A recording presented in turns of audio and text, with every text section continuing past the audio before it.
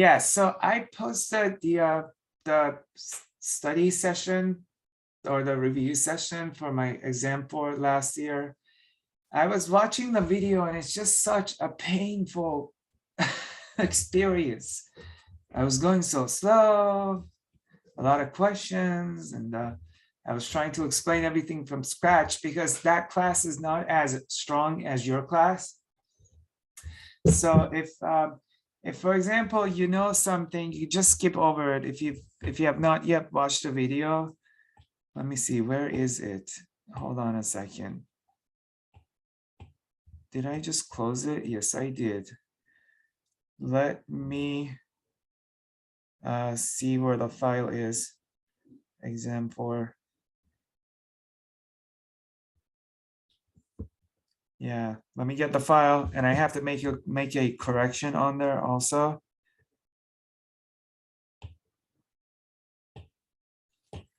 Yeah, so yeah, this example was particularly long on Zoom. So if you know how to do it, you can just skip over the video, this part of the video. But I wanted to go over a correction here. So yes, right here, I had said that the radius is 5, okay? This is a power series. We're finding the radius and interval of convergence. You do the limit of the absolute value ratio. You get that, and you set it less than 1, okay? Because you want to find the intervals for which it converges. You multiply by 5, and you get this inequality, and I said this is equal to R. And that is not correct. Okay, so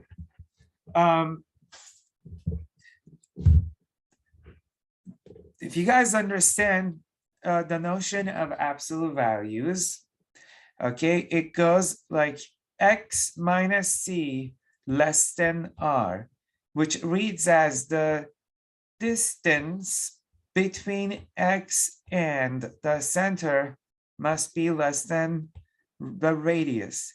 So here I have to have an x, not a 2x.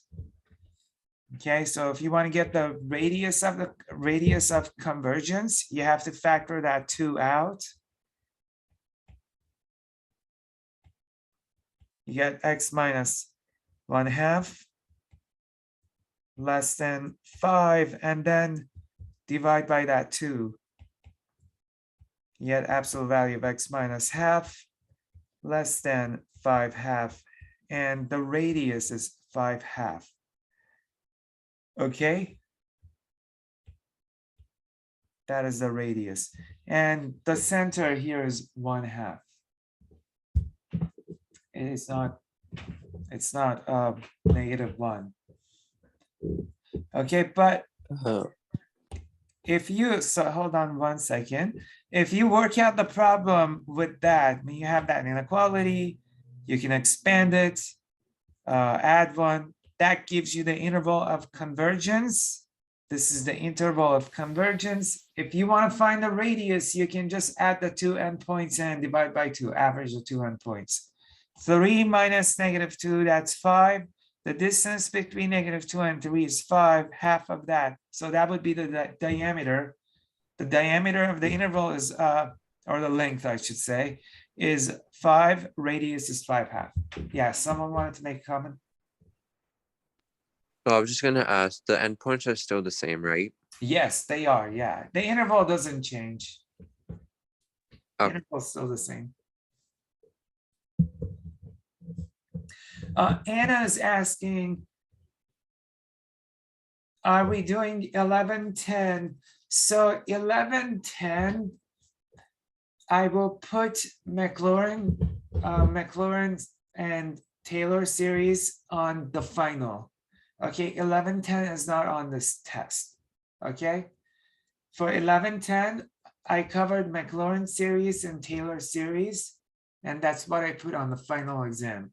There's a part of the 1110 which is on the remainder theorem. Remainder theorem, If I get to cover that on Monday, I will still not put it on the final exam. Okay, I might cover it, but I don't think that's going to give you enough time to study for it. But for 1110, from 1110, just the part where you find Maclaurin and Taylor series using the formula. Okay, Anna? Very good. Please make sure if this would be a good review. This these notes should provide you with a really good review. The final, I don't know. Look at the syllabus. The syllabus should say when the final is. Yeah. Last day before the final is on Monday, actually.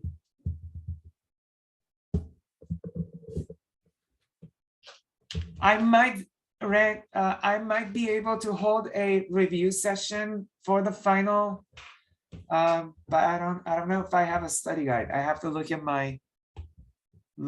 my stuff and see if I have a study guide for it. Okay. So it's on Wednesday. Yeah, final is on Wednesday. It's on the syllabus. Okay, so and last day of class is on Monday. Okay. Monday is the last day. All right. All right, so just want to make sure I finish at least this section today. And if you guys want to ask questions, let me know. Okay, so last thing we covered was this polar function r equal to 1 plus 2 cosine theta, which when you graph that in Cartesian form, it has a portion that's below this axis. So r can sometimes be negative, and as you saw, that generated this inner loop.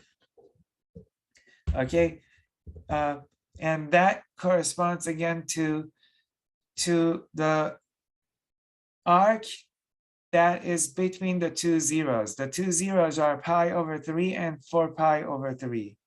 It's 2 pi over 3 and 4 pi over 3. Okay, since r is negative, then there is no graph in this region. No graph there. The graph is going to be here. Okay, r goes negative, and you can plot points. So we saw, for example, for pi, when theta is pi, for this angle, r is -1. So the location of the point would be here. That's -1 pi. Again, this is called a limacon, and this happens when you have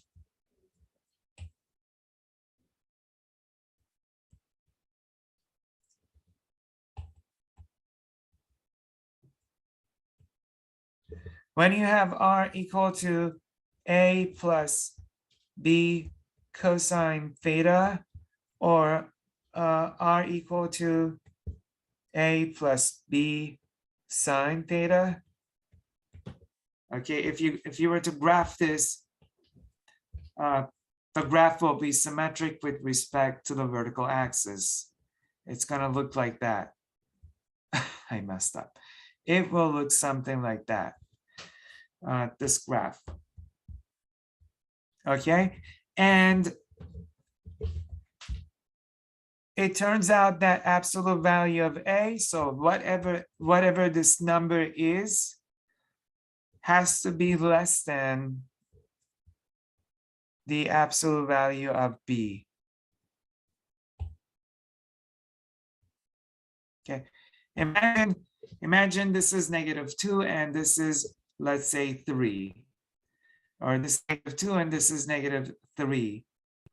Absolute value of -2 is 2. 2 is less than absolute value of -3, which satisfies this. When this happens, when this is less than that, like what we have over here, then again, a part of the graph becomes negative, and that results in that inner loop. Okay, so that's the reasoning.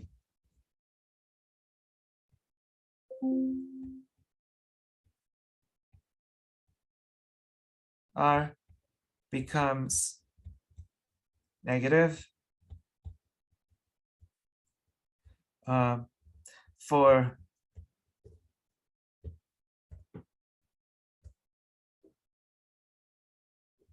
an interval of theta. So that interval in this example is 2 pi over 3 and 4 pi over 3. Over that interval, R is negative, which results in the inner loop.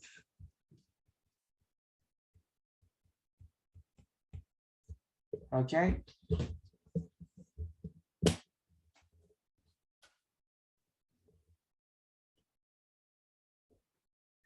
So AJ, I answered that question.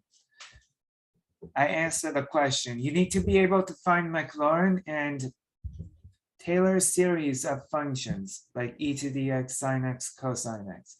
Everything I covered, AJ, everything I covered will be on the final. Everything I didn't cover is not going to be on the final. Okay? Not this exam. No, not this exam. Yeah, that answers your question. Okay, so but I mean, you're responsible to find power series of functions using 1 over 1 minus x, for example. Okay. All right, so there is one more polar function that I want to talk about.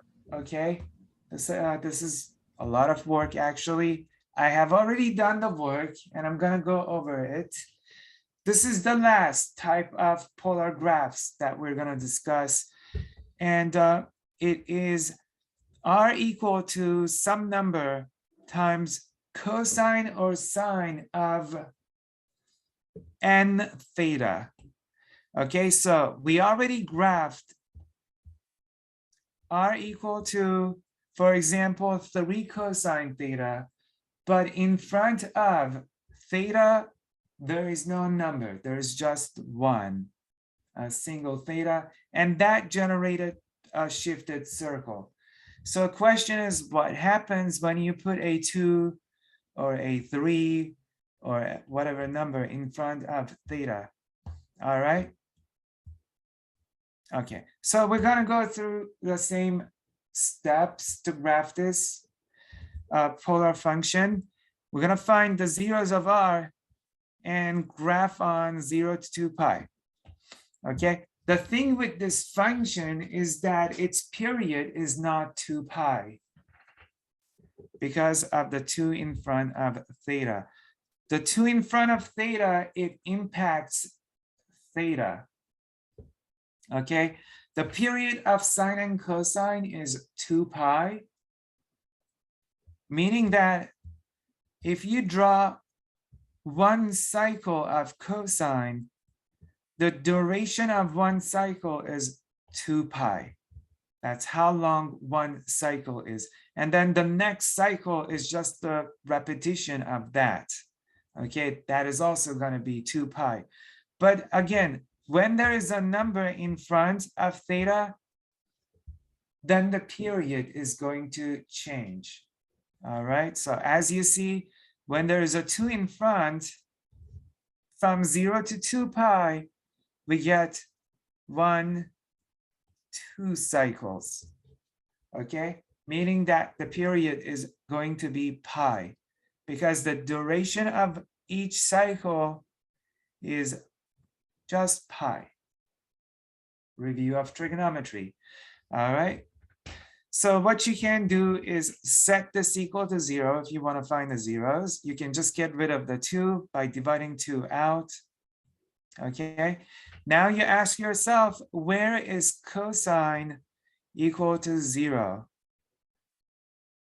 Okay, you can think of this angle as alpha if you want. Cosine of alpha is 0 when alpha is equal to, or when the angle, when the argument of cosine is equal to pi over 2, 3 pi over 2, okay, 5 pi over 2, and 7 pi over 2. All right. The reason I wrote 4 of these is because, again, we're going to have 2 cycles. We will have 2 cycles from 0 to 2 pi. Okay, so we write 4 of the zeros. If there is a 2 here, write 4 of the zeros, and then solve for theta by dividing by 2. Divide each of these by 2, and you get these as the zeros of this r. Okay, if you plug each of these into theta, you're gonna get 0 for r. Okay, yeah. I found the key points again. For the key points, just plug in 0, pi over 2 pi, 3 pi over 2, 2 pi, because these are easy to evaluate. Right, when you plug 0 into theta, you get cosine of 0, which is 1, times that by 2, you get 2. At pi over 2, plugging pi over 2 here, you get 2's canceling. Cosine of pi is -1, times that by -2, you get -2. Plug pi, cosine of 2 pi is 1, 1 times 2 is 2, 3 pi over 2, -2, 2 pi back to 2. Okay, so here I have 0, that's pi over 2, pi, 3 pi over 2, and 2 pi, and the zeros are just between those, like pi over 4, 3 pi over 4, 5 pi over 4, and 7 pi over 4. Okay, so start drawing. At 0, it's 2. At pi over 4, 0. At pi over 2, -2. Okay, again, we get 2 cycles because there is a 2 in front of theta. Okay, and then you transform that to its polar version. So here's what I might do on the final or on this test. Okay, I'm not sure if I'm going to ask you guys to draw a polar graph on this test. It might be on the final, but there might be a polar question anyway. Okay. So here's what I might do on the final or on this test. I might just give you this graph. Okay, I might not even give you the definition of the polar function. I might not give you that at all. Okay, instead you have the graph of r versus theta. All right, and I will ask you to draw its polar version. Does that make sense? Okay, good. So that is going to eliminate the need for doing all of that. All right. And that way people can't graph it on a graphing calculator. All you could just do is put that in a graphing calculator and it will do a polar graph of it. But you have that, and this is how you transform it to polar. So again, what I do is I label my zeros. These are the zeros. Okay, and just see what is happening to r as you vary theta over each subinterval. As theta goes from 0 to pi over 4, so this interval, r goes from 2 down to 0. So r is decreasing from here, which is theta of 0, to theta of pi over 4. R is going to go down. All right, so what happens is that at 0, theta is r is 2. Here is your point. This distance is 2. And as you're getting close, as you are rotating to pi over 4, those r's get small and smaller. Look at that. Here r is is at its maximum, then it just gets small and smaller. Okay, and at pi over 4, r is just gonna, or the graph is just gonna meet the pole because r is 0. So we get this arc of the polar curve. Okay, that corresponds to that. All right, but things get funny from pi over 4 to pi over 2. From pi over 4 to pi over 2, r goes from 0 down to -2 over here. Okay, r is going to be negative. So that corresponds to this interval of theta. From pi over 4 to pi over 2, we are not going to have a graph here yet. Okay, the graph is going to be here instead. Try to do that. So again, instead of having a graph here, the graph is going to be in this interval. All right. So let's see how that works out. Okay, so here, oh, and by the way, here's what you can do. You can, for pi over 2, you can locate your r is -2. Here's the pi over 2 angle, but instead of putting the point there, because here r is +2, the point will be here. Okay, this is -2 and pi over 2. So again, in this interval, no graph, but the graph will be here as you see.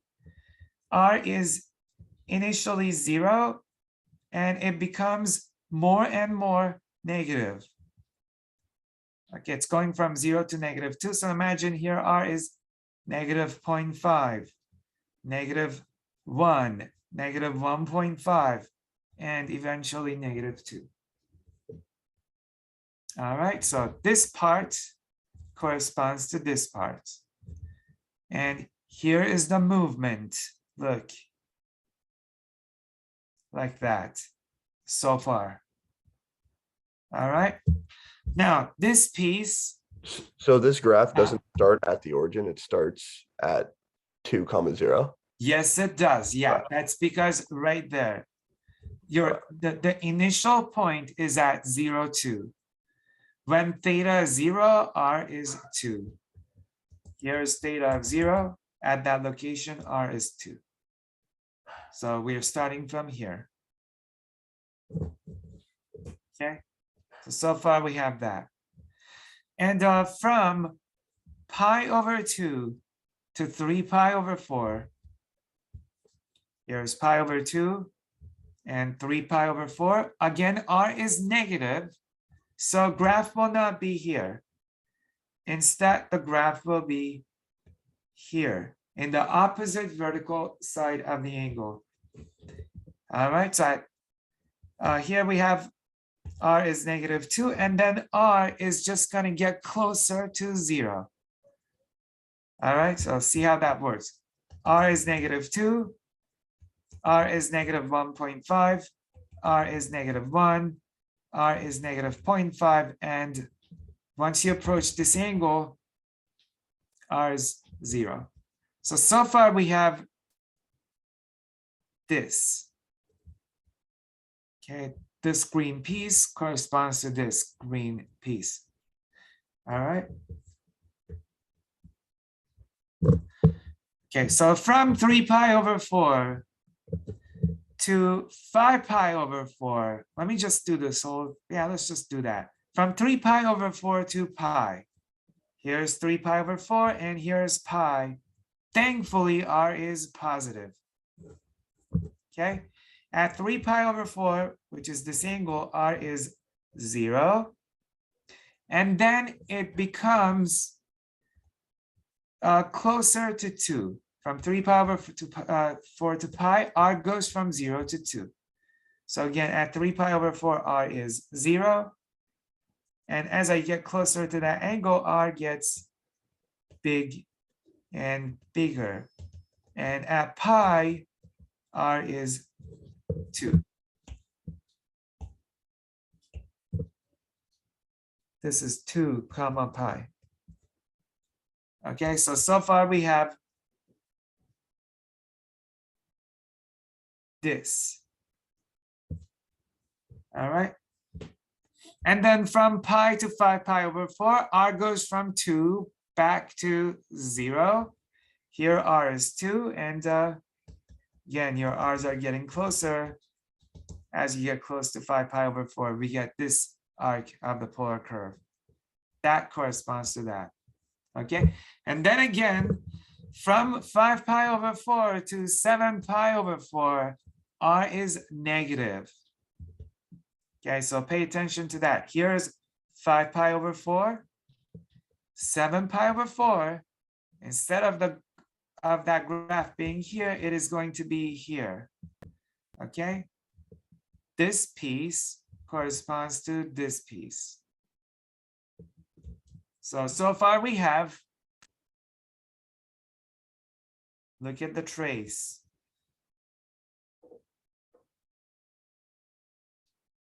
Okay, and finally from 7 pi over 4 to 2 pi, that r goes from 0 back to 2. At 7 pi over 4, r is 0, and as you're getting closer to 2 pi, r gets bigger and bigger, and it becomes 2 again. This piece corresponds to this piece. Okay, so let's look at the movement again.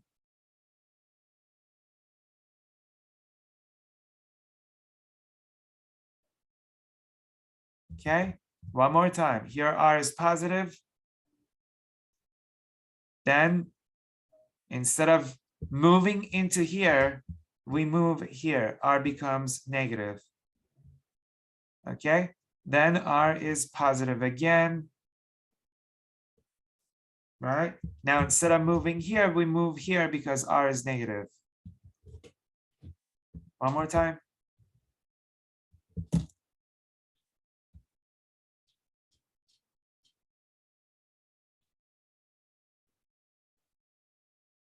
And that is called a rose.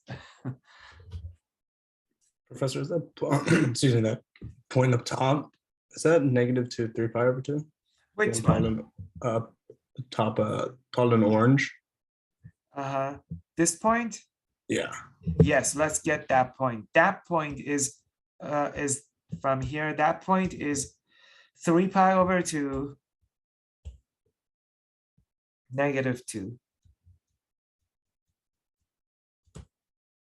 Okay, it's this point. At 3 pi over 2, r is negative 2. Okay, so 3 pi over 2 would be this terminal side, but since r is negative 2, you go the opposite way outward, you get that point.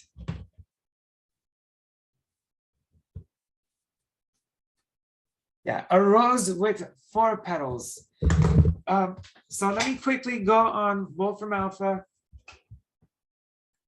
and look at the graph of several roses quickly.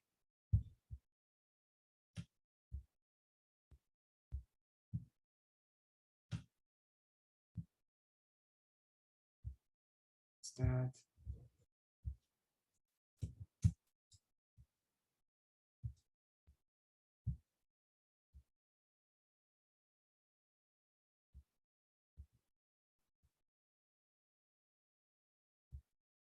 All right, so I'm gonna graph r equal to sine of 2t or 2 theta.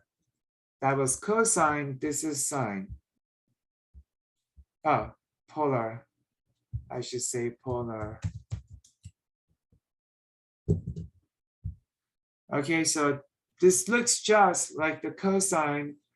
It has 4 petals or 4 leaves, but if you notice, comparing this with cosine, let me just graph the cosine one again here.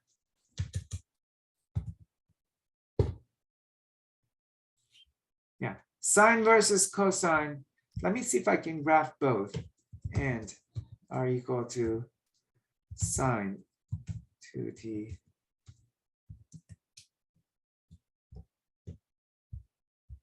There we go, we can compare them both. This is the cosine one, this is the sine one. And as you see, the sine version, or the sine graph is rotated by pi over 4. Okay, that's because sine and cosine are co-functions. The cosine function is a shifted version of the sine function, but they both have 4 petals. Okay, if there's a 2 in there, if there's a 2 in front of theta, you get 4 petals.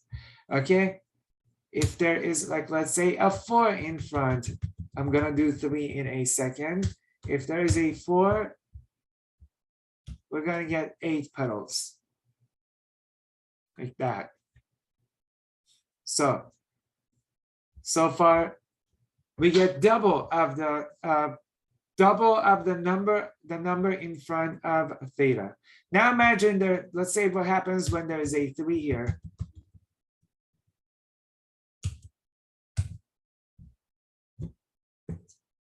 We end up with 3 petals, not 6.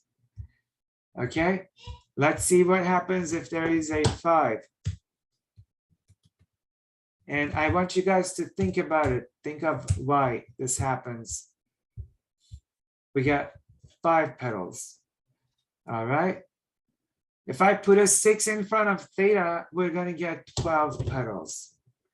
If the number in front of theta is even, then you get the double of that for the number of petals. If the number is even, if the number is odd, then you get the same number of petals.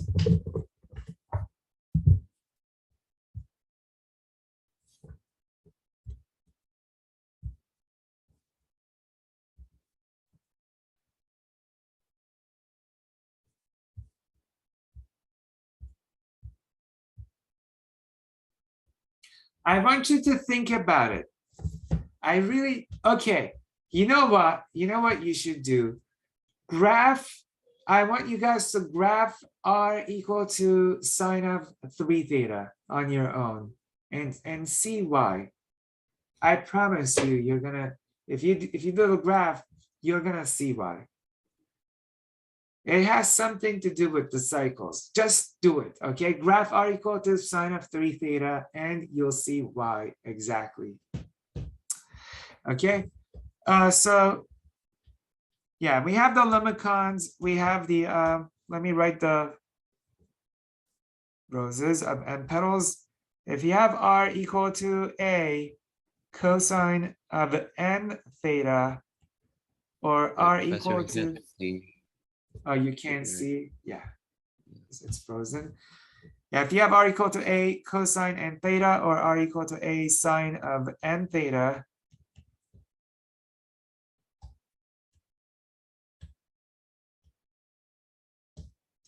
okay, so these generate graph of a rose. Okay, and we get 2n petals if n is even, and n petals if it's odd.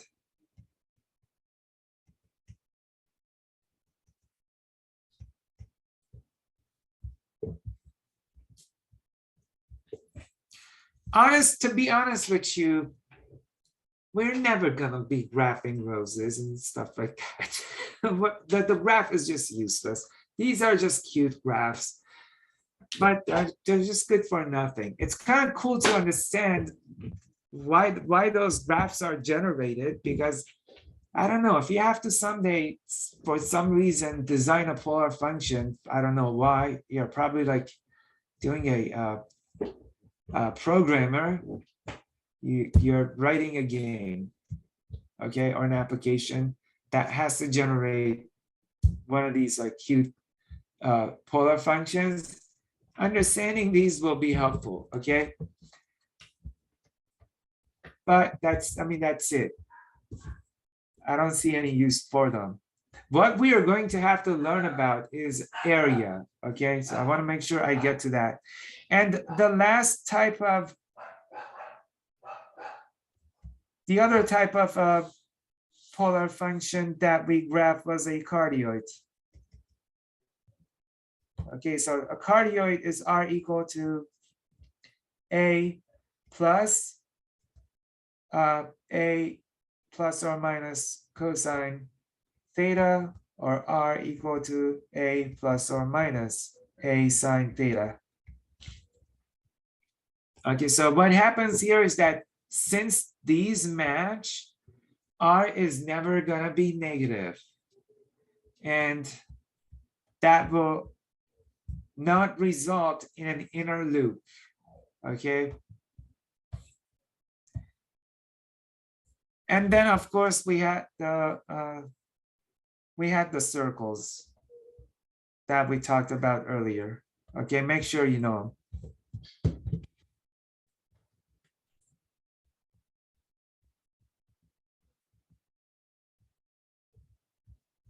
I know a lot of people don't really like trig. So again, on the final, I will just give you the rectangular form and you'll be asked to draw the polar form. You barely have to do any calculations. All right, so let's talk about the calculus of polar functions. We've been just graphing polar functions, but what about their derivatives? What if you want to find the slope of the tangent line at some point to this polar curve? What if you want to know when the tangent line is horizontal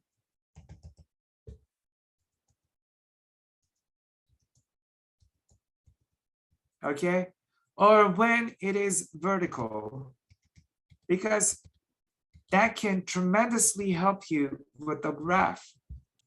Okay, we want to know about the derivative. Okay.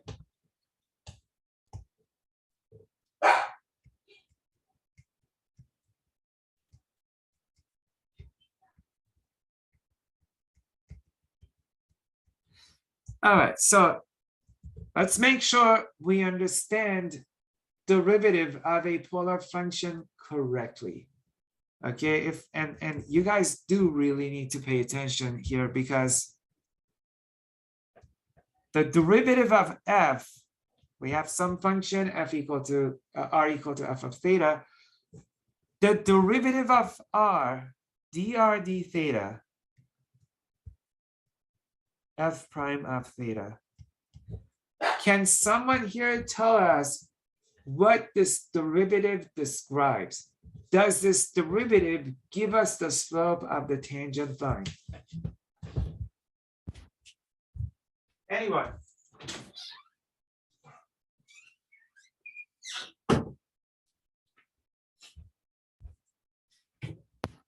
Can I use this to find the slope of the tangent line? Right, very good. See, with my last math 8 classes, with my previous math 8 classes, almost everyone said this is the slope of the tangent line. You guys are saying no. So can someone here, and that's a good job on you guys, but can someone tell us what this derivative means?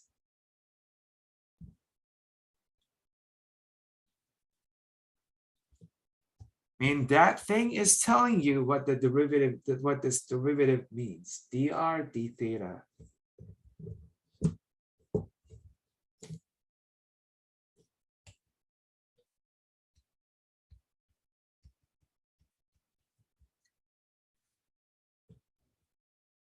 Dr, yes, change in r with respect to theta. That's it. This tells you how much r changes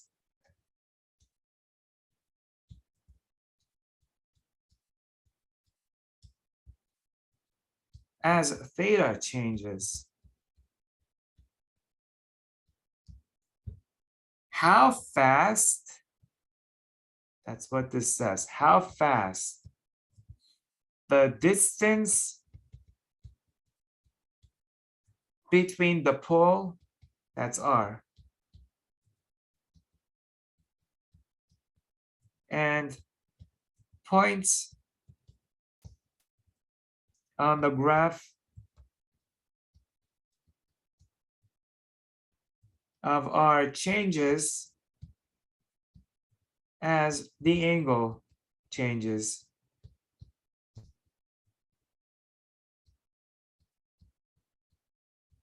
That's what this says.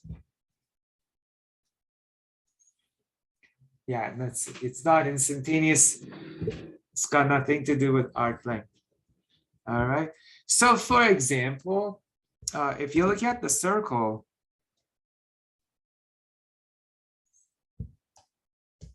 this is the circle, and let's say the pole is, here's the pole, that's a polar axis. Okay, what is the derivative here, guys? How fast does the distance between the pole and the points on the circle change?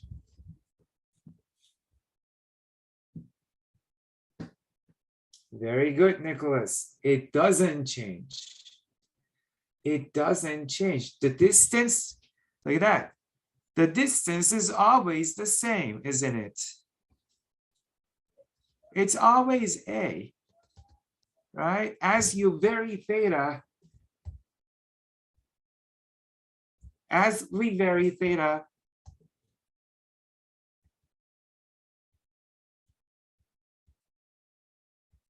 okay, r stays the same.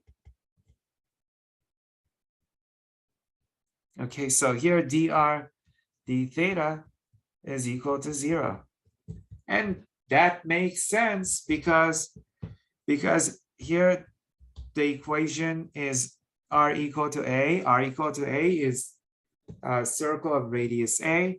If you find the derivative of r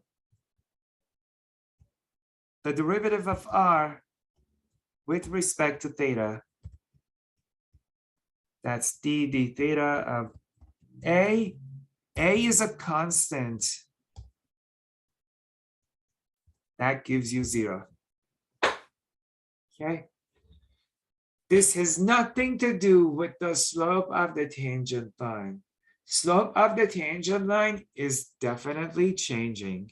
When you go from one point to another point, these tangent lines vary in slope. Okay. dy dx does change. It has nothing to do with dr d theta. But the question is, how do you find dy dx? That's what we want. We want the slope of the tangent line.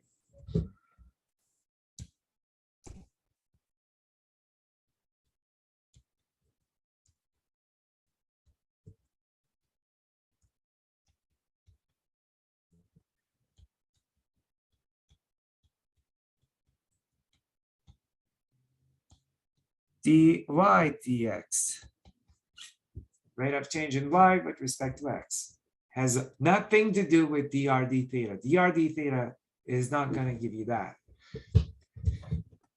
Okay, well, this is nothing new. Everyone knows how to do this. Everyone here already knows how to find dy dx. If you learned section 10.2, how we found dy dx there, you can find dy dx here. The book gives you a formula for dy dx, and you are not going to use that formula, because if you use the formula, you plug in, you don't know where the formula comes from, that's just totally useless. Okay, so this is how we find dy dx. Given a polar function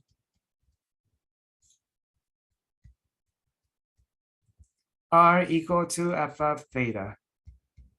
Okay, you can use transformation rules to get the Cartesian form of R. We can get the parametric form.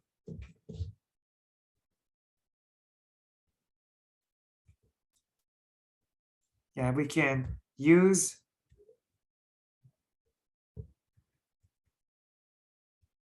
transformation rules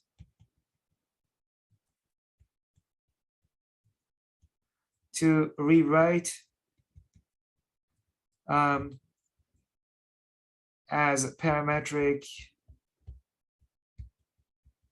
equations. Okay, so what are the transformation rules? The transformation rules are x equal to r cosine theta and y equal to r sine theta.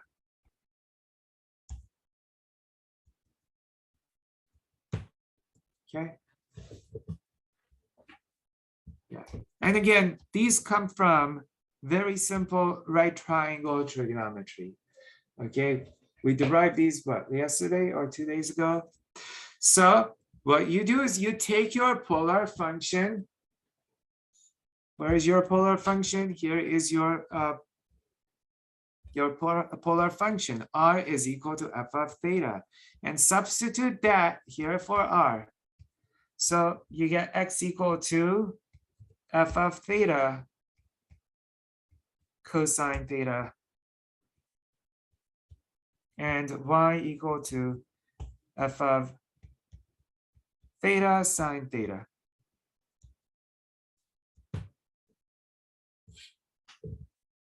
If you look at these equations, guys, look at these equations. These are parametric equations, and theta here is the parameter. F of t cosine t, f of t sine t. X and y are both defined in terms of a third variable, in terms of theta.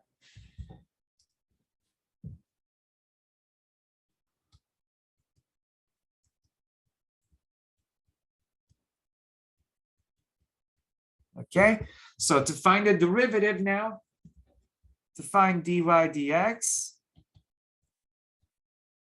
okay, you do dy d theta. Before it was dy dt. You can, if you want, you can call theta t instead. Okay, divided by dx d theta. Okay, this is exactly the same as that. If you cancel d thetas, you get dy dx. Okay, so if you're given a polar function, you can change it to parametric form, and you can draw that instead of the polar function itself. Okay, let's do an example. All right, let's, you know, the rows that we just drew, let's do that.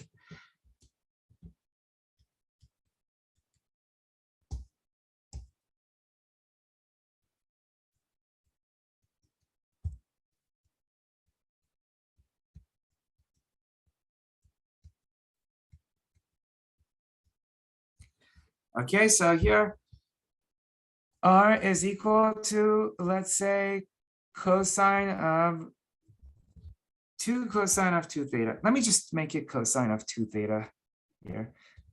Yeah, before I had a 2 in front. That 2 is just makes the leaves bigger. It doesn't change the shape. It makes it, it rescales it. But this is a rose with 4 petals. Okay, let's change it to its parametric form. Here, x is equal to r cosine theta. Okay, and y is equal to, again, r sine theta. And r is defined as cosine of 2 theta. So x is cosine 2 theta, let me put the 2 theta in parentheses times cosine theta. And y is equal to cosine 2 theta sine theta. Now, as you guys are copying this in your notes and thinking about it, let me type this into Wolfram Alpha and show you what happens.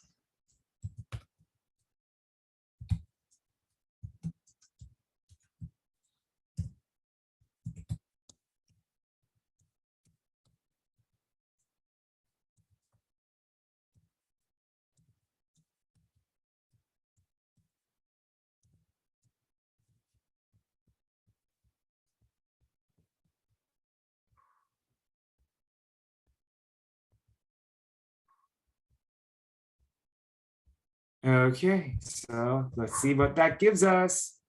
These are the parametric equations. I just called theta t instead because it's hard to type theta every time. Guess what that gives us? Aha! Isn't that cool? That is the polar curve that we just drew. R equal to cosine of 2 theta. Putting a 2 in front, I mean, it's just, again, it's gonna make it bigger. Okay. It's not gonna change anything, really. Yeah, you got 2 instead of at 1, the end of that petal.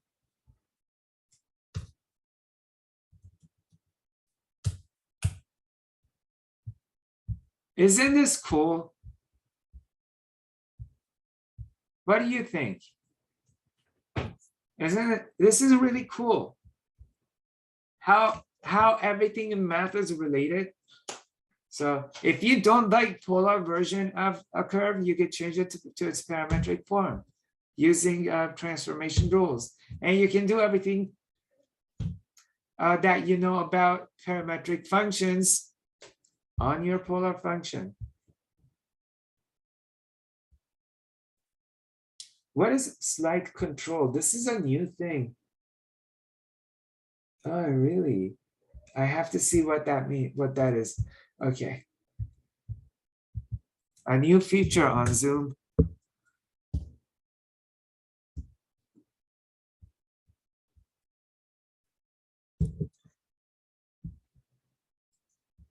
All right, very cool.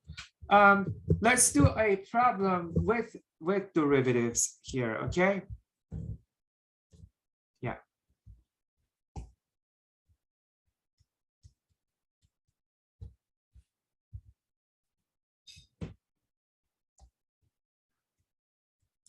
Let R equal to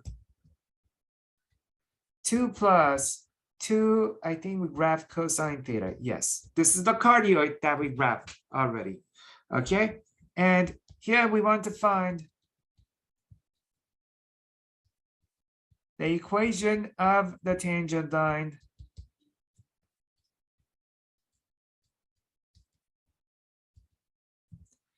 at theta equal to, or I should say when theta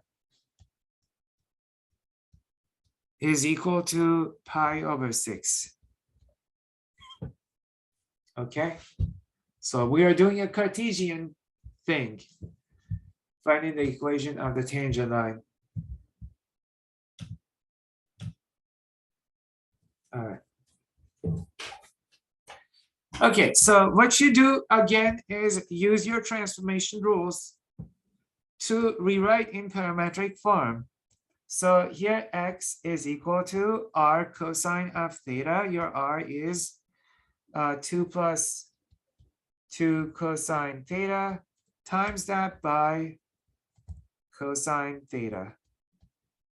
And y is r sine theta. R is again 2 plus 2 cosine theta times that by sine theta. So we just transformed from polar to parametric, from polar to Cartesian. Okay, and again, if you want, you can call that T, if you're more comfortable with that. Okay, so I want dy dx. We want the tangent line's slope. Okay. What you do is you find the time derivatives. You find the theta derivatives. Find dx d theta. By the way, let me multiply those in. Let me multiply out. Make these a little simpler. X here is 2 cosine theta plus 2 cosine squared theta.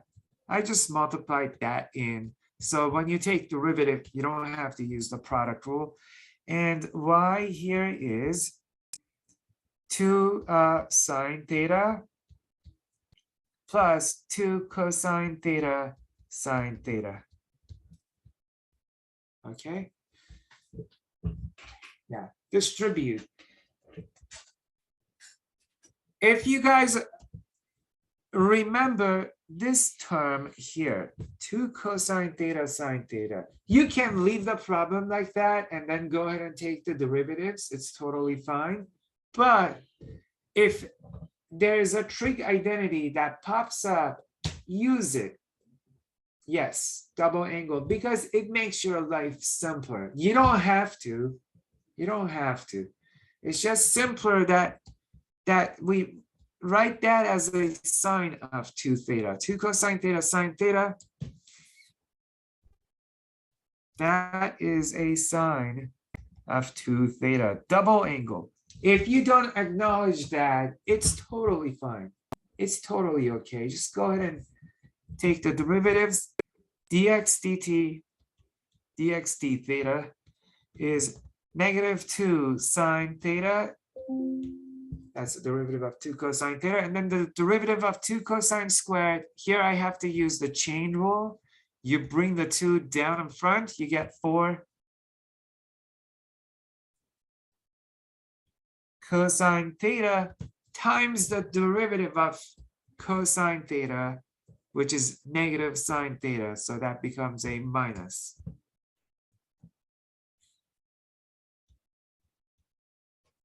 Okay. I did chain rule on that. This is another double angle, guys. 4 is 2 times 2. You have 2 cosine theta sine theta. That is a double angle. It's again, if you see a double angle, use it. If not, it's all good.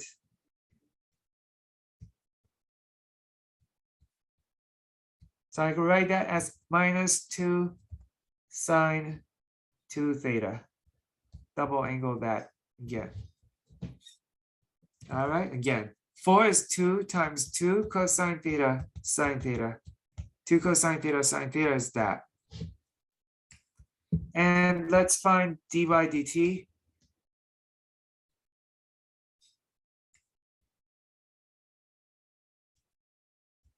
Dy d theta is 2 cosine theta. The derivative of sine of 2 theta is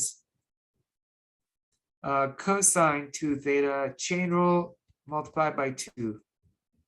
Okay, that's your dy d theta. All right. It's kind of nice that we have these consistency, double angle, double angle. Again, if you don't do the double angle thing, you're just maybe spending 30 more seconds, 30 seconds more on the problem. All right, it's totally okay. Now find dy dx. By chain rule, dy dx is dy d theta over dx d theta. Okay, so divide the two and you have the derivative. Dy d theta, 2 cosine theta plus 2 cosine 2 theta.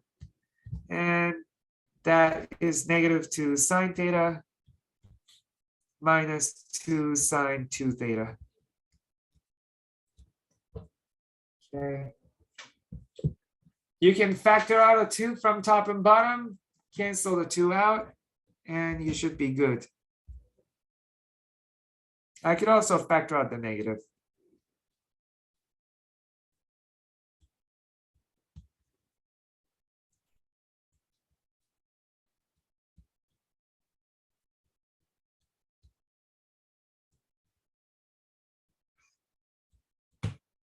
Okay, so once again, I factor that negative out, put it in front, and all the 2's canceled out.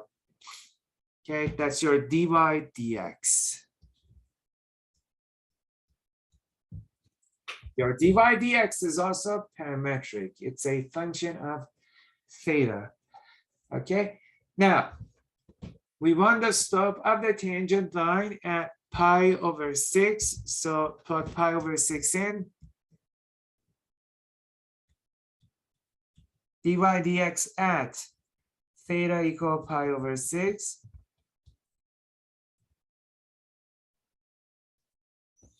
Okay.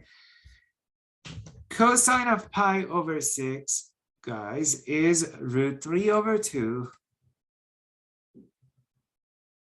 Again, I trust you guys know your basic trigonometry. Plus pi over 6 here gives you pi over 3. 2 times pi over 6 is pi over 3. Cosine of pi over 3 is 1/2. Okay. Down here, sine of pi over 6 is 1/2. And again, plug in pi over 6 here. 2 times that is pi over 3. Sine of pi over 3 is root 3 over 2. Okay. Yeah. On top and bottom, we have really the same thing. Okay. Those cancel out. And we end up with -1 for slope. Okay, so we just found m. All right. Not done yet because I haven't found the equation of the tangent line. For that, we need the point of tangency. Okay, we need slope, we need point.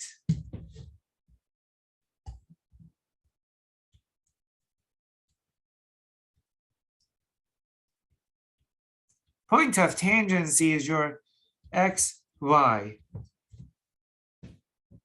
Right? It's a point in space. Can anyone propose how to get this point? When theta is pi over 6, what do we do? Wouldn't you just plug in the pi over 6 in our or what we're given for the values of x and y? That's exactly correct. Yeah, these parametric equations give you xy, plug pi over 6 in. So let me just copy these quickly.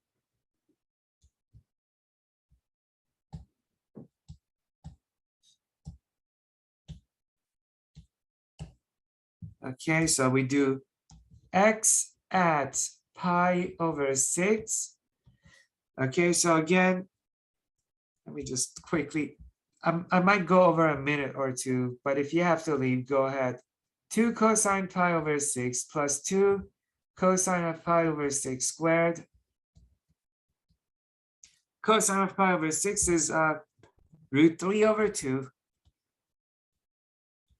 Okay, and here we get root 3 over 2 squared.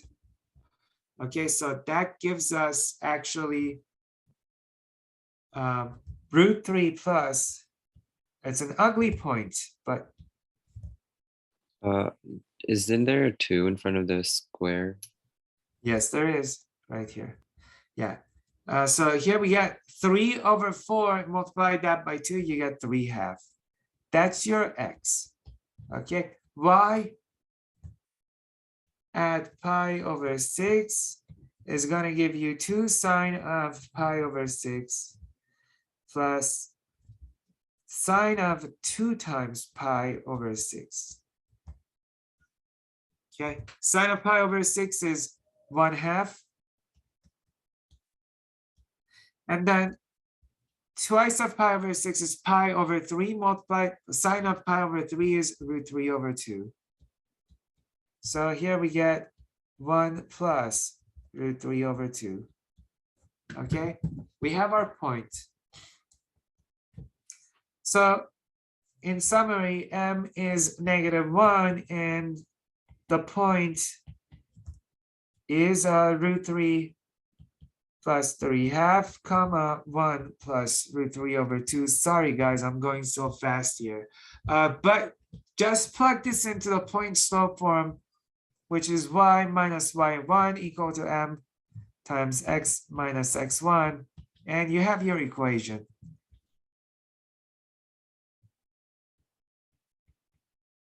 Professor, really quickly, why do Yeah. we use pi over 6?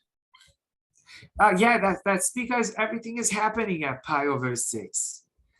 Right? That's what they're asking you. Find the equation of the tangent line when Right, theta. pi over 6, okay. Yeah, it's happening at that angle.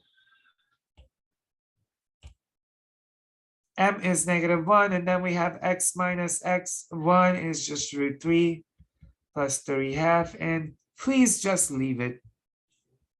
That is the line.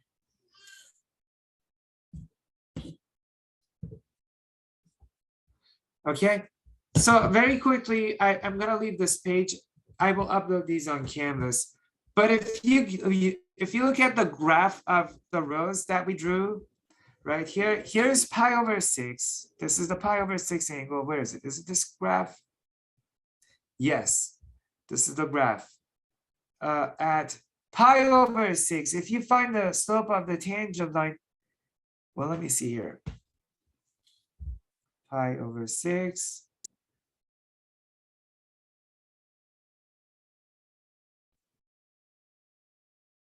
Slope is supposed to be -1. Yeah, it's that point. Here is the pi over 6. This graph is not that great. But if you draw a tangent line, the slope will be -1 at pi over 6. This graph is not that good, I guess. It's not that accurate for me to locate the tangent line. Okay, but again, this is just a parametric problem. Use x equal to r cosine theta, y equal to r sine theta. R is given to you right here. Plug that for r and do what we did in section 10.2. Long problem, but if you do it a couple of times, you should get it for sure. Hugo's asking, oh, was it the cardioid? You're right, it's the cardioid. Thank you. I don't know why I looked at the rows. Thank you, Hugo. It's the cardioid. I should just trust myself. Here's pi over 6. You're absolutely right. Yes, thank you, Hugo. There is the tangent line at pi over 6. The slope of that line is -1. I should trust myself. And Jose say, yes, yeah, in Cartesian form. Slope of the tangent line, the equation of the tangent line, as we did in calculus. All right, guys, I will see you So we're done tomorrow. with, Yeah, go ahead. so we're done with 10.3 officially now. Yes, we are, yeah. We're done Okay. with 10.3. Thank you. Have a good day, guys. Thank you, Professor. You're welcome. You too.